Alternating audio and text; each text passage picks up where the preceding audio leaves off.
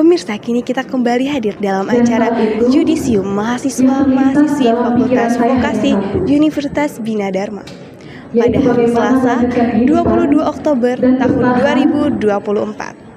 Tepat di belakang saya sedang berlangsung acara Yudisium Fakultas Vokasi Universitas Bina Dharma. Alhamdulillah, acara berjalan dengan lancar dan hikmat. Acara yang dilaksanakan di Aula Gedung Profesor Bukhari Rahman I Universitas Bina Dharma Palembang.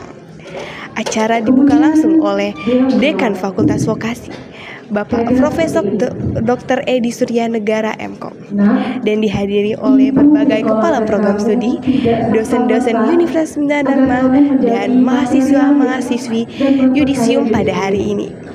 Saya Siti Syara, kru Bina Dharma TV yang sedang bertugas melaporkan dari Aula Gedung Profesor Bukhari Rahman I Universitas Bina Dharma Palembang.